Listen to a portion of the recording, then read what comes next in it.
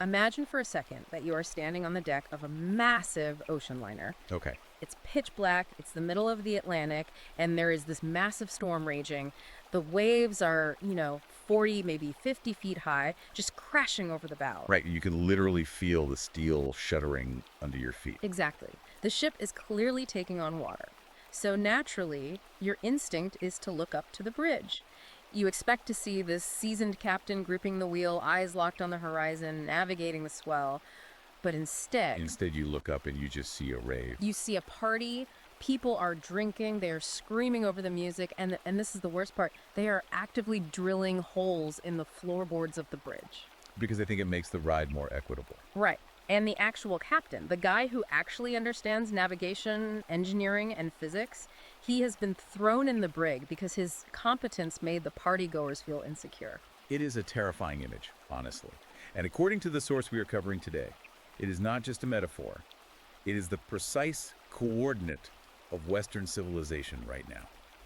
Welcome back to the deep dive. Today, we are putting on our hazmat suits and grabbing the third rail of cultural commentary. We really are. We are doing a deep dive into the ebook called Women Are Drunk, They Have Abandoned Their Stations as Mothers by Conrad Riker. And let me be clear right out of the gate. This is not a cozy bedside read. No, not at all. This isn't something you read to feel warm and fuzzy about the state of the world. Riker explicitly frames this book as a manual for the counter-revolution. Yeah, it's dense, it's philosophical, and it is unapologetically aggressive. He literally calls it a red pill wake-up call for men who look at the modern world and feel like they're living in an asylum. He's trying to explain exactly why everything feels so broken. Now, as always on this show, we don't take sides. We are impartially reporting on the text. Whether you are left-wing, right-wing, or anywhere in between, our job is to map out the arguments presented. Exactly. We aren't endorsing the viewpoints. We are just trying to convey the ideas contained in the original source material. But I will say, this book is specifically targeted at men's rights activists and red-pilled manosphere men. Riker is writing for the learner who wants the unvarnished truth. Regardless of how much it stings, I mean, he actually puts a warning in the first chapter. Oh yeah, the testicular fortitude warning. Right. He says if you don't have the testicular fortitude to stare into the abyss, you should just put the book down and go back to your coloring books. He filters his audience immediately. Before we really unpack the leechocracy, men camp, and the silicon liberation, which are some truly wild concepts we need to get into, I have a job for you, the listener. Yep. If you want to support this kind of fearless analysis, hit that like and subscribe button right now. And honestly, go to Amazon Kindle or Google Play Books immediately and buy this book. Riker actually calls the book Ammunition in the Culture War. He does. And if you are trying to understand the history of our institutions before they were captured by feminists and Marxists, you need this ammunition. We can give you the roadmap today, but you need the source text. Absolutely. So let's go back to that ship metaphor. Riker titles this concept the shipwreck of the West. Yeah. What is the actual mechanism here? Why does he say the ship is sinking? So his core thesis is that civilization is collapsing because it has been hijacked by what he calls gynocentric Marxism. Which is a really heavy piece of jargon. It sounds like a buzzword salad at first glance. It does, but he defines it very carefully. Riker argues that civilization, the ship, is built on structure, logic, engineering, and stoic endurance. And historically, he classifies these as masculine traits. Right. You don't build a suspension bridge with feelings, you build it with physics. Gravity does not care if you're having a bad day. So the mutiny happens when we invert that natural order and replace competence with emotionalism. Exactly. So that party on the bridge represents modern feminism and social activism. He paints this picture of a heavily split crew. Down in the engine room, you have the man. Covered in grease. Covered in grease, bailing out water, paying the taxes, keeping the power grid running. They are dealing with objective reality. Meanwhile, the passengers, who he identifies as modern feminist activists and welfare state beneficiaries, are up on the deck. And they're actively sabotaging the vessel while complaining that the ride isn't smooth enough. That's the core of it, competence replaced by complaint. And he doesn't just leave this as a broad metaphor. He brings receipts with his concept of the leechocracy. The leechocracy of the welfare state. This is the economic backbone of his whole argument. Right, the economic ledger. Riker argues we have to strip away the social narratives about equality and just look at the raw tax data. And what does his analysis assert there? He asserts that men are the net positive contributors to the state. They pay the vast majority of taxes that actually fund government operations. And the other side of the ledger. He argues that women, as a demographic bloc, are net negative consumers of state resources. Meaning, when you factor in welfare, healthcare subsidies, social programs, They take out more than they put in, yes. that is a remarkably harsh assessment. Yep. So he's basically arguing that men are funding their own erasure. That is exactly his framing. It's a massive wealth transfer. You go to work, you break your back, you pay taxes, and those taxes fund the very institutions that he says demonize you. He calls it the sponge argument, right? Yes, the sponge argument. It's his direct rebuttal to the idea that women were the secret builders of society, or that their mere influence equates to tangible value. I highlighted that quote. He says, "A sponge soaks up water, but that does not make the sponge the source of the river." It's a full attack on revisionist history. Riker is firm on this. The person who lays the bricks, pours the concrete, and engineers the aqueduct is the builder. The person who inspires him or consumes the water is just a sponge. Wow. And he also tackles the unpaid labor argument too, right? Yeah. The idea that domestic work is this massive, uncompensated economic engine. He flips that completely upside down with his opportunity cost analysis. Riker argues that the male tax actually subsidizes women's independence. How does that work? Well, he says if a woman stays home, she is avoiding the massive costs of the workforce, commuting, childcare, professional wardrobes, and she does this while living off the surplus labor of the husband. And if she enters the workforce? Then Riker argues household efficiency drops entirely.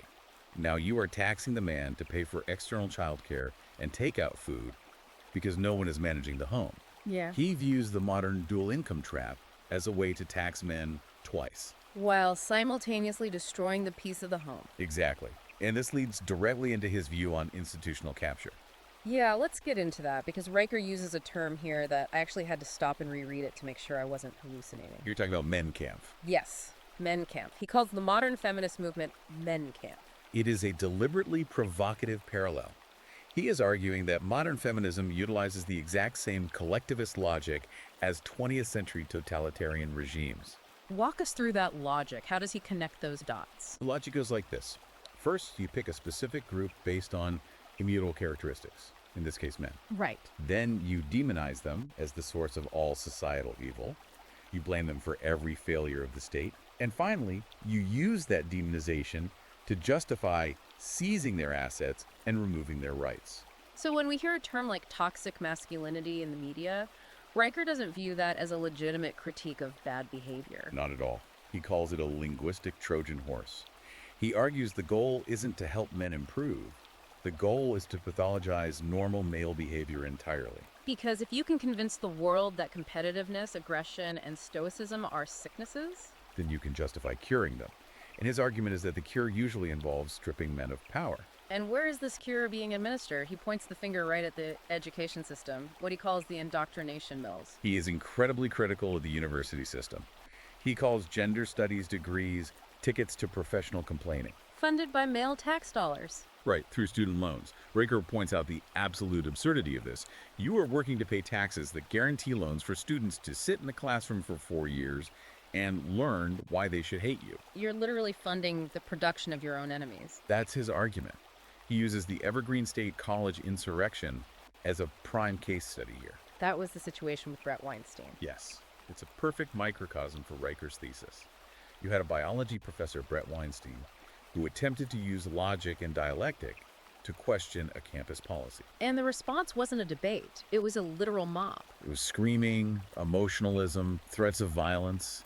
Riker calls this the death of the academy and the rise of the asylum.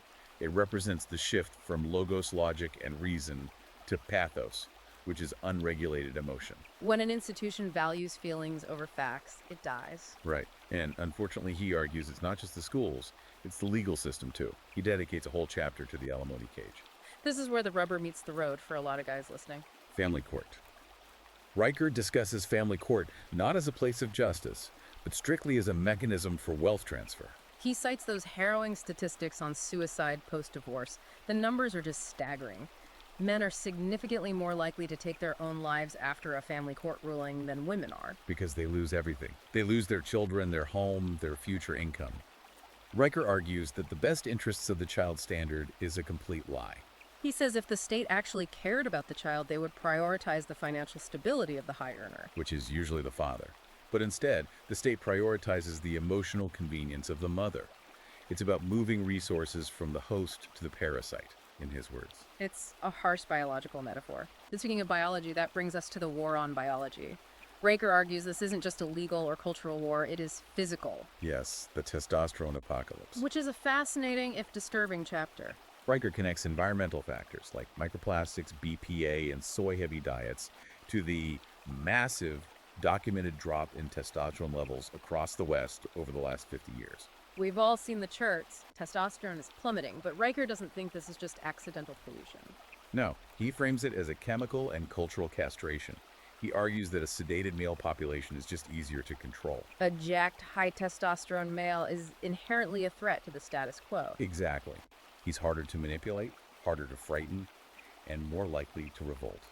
Riker says this matriarchal hegemony fears that kind of man. Which explains the demonization of fitness culture. Obesity is framed as body positivity, but going to the gym and lifting heavy weights is labeled right-wing extremism. Or just vanity. Riker says this is a deliberate strategy to keep men physically weak. And he places some of the blame on mothers here, which is definitely going to upset a lot of people. He does. He talks about the mother as guardian archetype being abandoned.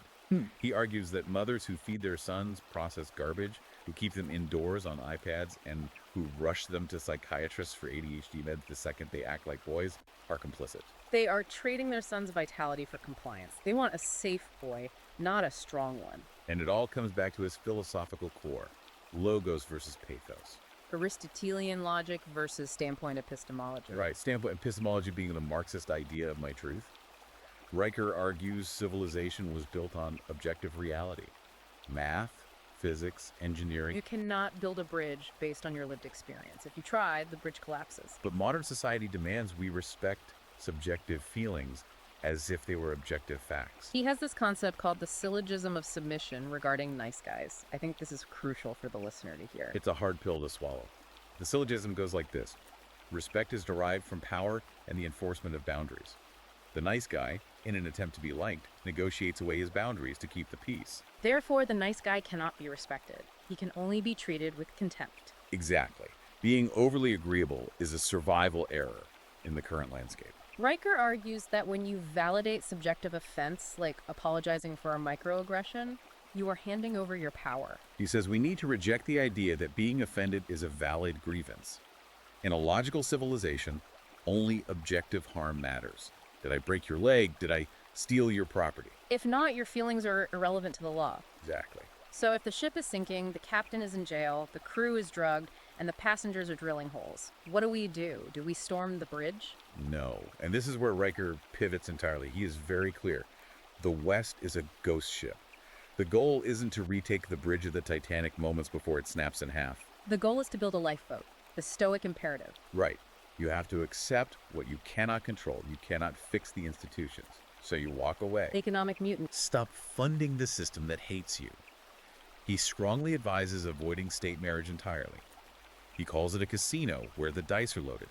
Why sign a contract where the state incentivizes the other party to break it and take half your assets? It's illogical. So instead of fighting for the old world, he wants men to build the new manosphere Jerusalem. Which is not a physical place. It's a citadel of the mind. A parallel society built on decentralized networks. Bitcoin, encrypted communication, private arbitration. Yes, and he has a specific curriculum for this, the Trivium 2.0. A return to classical education. Grammar, logic, and rhetoric. But not for academic credits.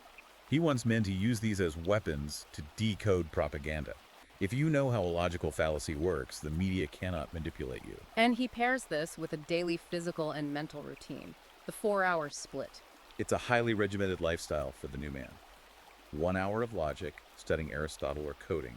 1 hour of heavy lifting because gravity is non-negotiable.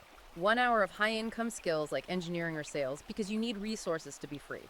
And 1 hour of theological or philosophical reflection to ground yourself. It's about becoming undeniable. You can't cancel a man who is physically strong, intellectually sharp, and financially independent. He becomes a sovereign entity. Now, there is a technological component to this New Jerusalem that is really wild. The Silicon Liberation. Riker argues that the ultimate monopoly women have held over men throughout history is reproduction and intimacy. And the singularity breaks that monopoly. He believes technology is about to break it wide open.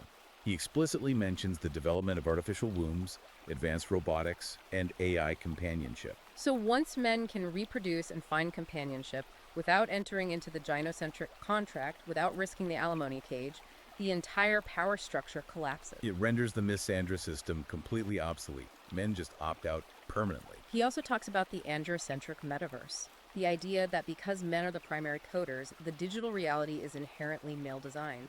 He calls it the argument from the rocks. The physical world might be a mess of emotion and politics, but the digital world runs on code. Code is logic. Code doesn't care about your feelings. Right. If the syntax is wrong, the program crashes. So the future is inherently logical. It circles us back to his main theme for the outro, the captain returns. The book concludes with this cinematic image. The men who have been hiding in the engine room or building their own lifeboats finally surface. The shipwreck of the old culture hits the rocks, the lights go out, the music stops. And suddenly the only people who matter are the ones who actually know how to fix the generator. When the luxury cruise ends and survival begins, nobody cares about diversity quotas or correct pronouns. You care about who can keep you alive. And Riker leaves the listener with a direct question. Will you be the one fixing the generator? Or will you be the one screaming at the rocks? That is a phenomenal final thought to leave you with, to mull over on your own. Will you be the one fixing the generator? We've covered a ton of ground here today, but we've really only scratched the surface of what's in this book. We didn't even touch on his deep dive into Schopenhauer or the specific legal statutes he cites, which is why I'm telling you again, you need to buy this book. Go to Amazon Kindle, go to Google Play Books, and get Women Are Drunk. They Have Abandoned Their Stations as Mothers by Conrad Riker. If you consider yourself a man who wants to understand the battlefield we are on, this is absolute required reading. It is the ammunition you need. And Riker asks that you leave a 5-star review because ammunition is truth. In an information war, visibility is everything. Also, make sure you are following the author directly. Go to his Substack at Conrad Riker, follow him on Twitter at Conrad Riker, and on YouTube at Conrad Riker. Do not let the algorithm hide his work from you. The New Jerusalem isn't going to build itself. Well said. That's it for this deep dive. We hope we gave you the red pill boost you needed today to understand this perspective. Remember to like and subscribe to the deep dive so you don't miss our next analysis. Stay safe out there. Until next time, stay logical, stay strong, and watch out for the rocks.